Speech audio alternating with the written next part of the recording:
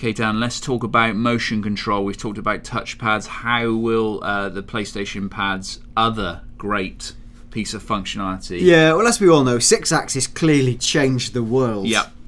Well, maybe it didn't. And that was pretty clear. It was kind of Sony's chasing what we did well. Yeah. And to be fair, though, some early games, including GTA 4, embraced 6-axis.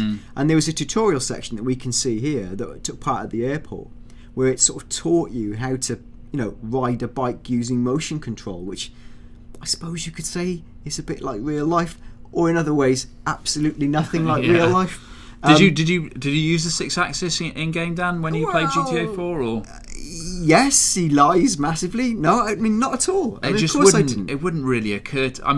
Even if it was an option, it wouldn't really. I played it on Xbox, so it's totally irrelevant. But it wouldn't even occur to me to use 6-axis because it would immediately make me probably lose my rag. Maybe. Yeah, and it's basically harder, and it's hard enough doing that on an empty, piece of tarmac. But when you're in the middle of the city, trying not to get a wanted rating and weave in between traffic, like the micro precision of motion control is pretty fiddly. But I think again, it's something that Rockstar have exploited in the past. If PlayStation 4 offers it, I'd have thought Rockstar would embrace it again.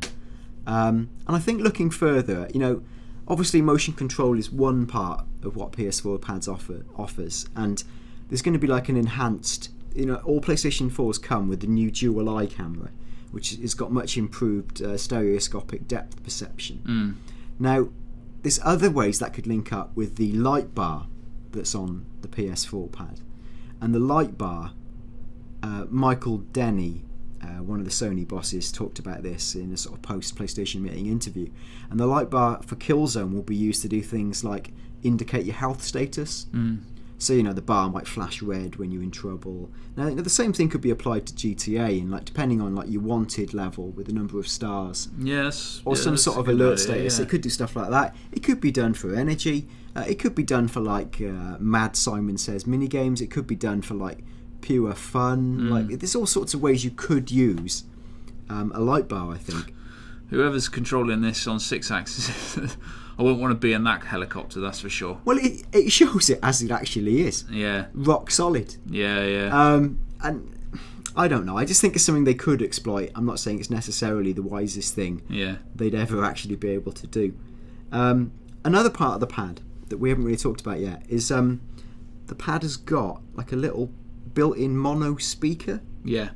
Now, the speaker obviously would allow you to hear stuff. Good grief, what level of analysis that is. But what I mean is, say you were driving in the car and the TV is dealing with the main radio. Yeah. The speaker could be used to just do voice. So say someone rings you up in the car, it could almost be your voice speaker. Right, okay. So you could do quite cool things like that. Or you could even use it, when you see spy films and the main guy will have an earpiece and he'll be receiving orders. Yeah. Now what if it was to replicate that, where you had an earpiece for a sniping job? Yeah. Or you could communicate to someone and it's multiple characters. So that's actually a really nice idea. Yeah, it's quite a fun thing. So that might work quite well. And obviously, again, the speaker allows you to plug in a little earpiece and have a proper headphone and mic. And we haven't even talked about, the pad ergonomically, which is a wonderful word, is improved, and it's been improved for shooting, for precision. Yeah. Developers Guerrilla, who make the Killzone games, have had a lot of input, and you can see the the way that the D-pad has changed. It's sort of more impacted in the middle. The analogues are deeper. The analogues are a big change, aren't they? The surrounding kind of nub, is that what you might call it? I don't know. But that's a very shootery kind of thing, especially because it prevents your thumb from slipping off there. So for GTA, it may be really useful because the combat is such a profound part of the experience. Yeah, absolutely. And I just think the pad has got lots of different ways you can exploit it. The triggers are a lot better. There could be things like we talked about surveillance cams in the game previously, all over the city. Now, what if there was some element where you had to move through a CCTV area unnoticed, and it was somehow tied into the flashing on the light bar, or you had to somehow actually physically obscure the pad at certain times so you wouldn't be seen? Yeah, that probably won't happen, but it's quite fun.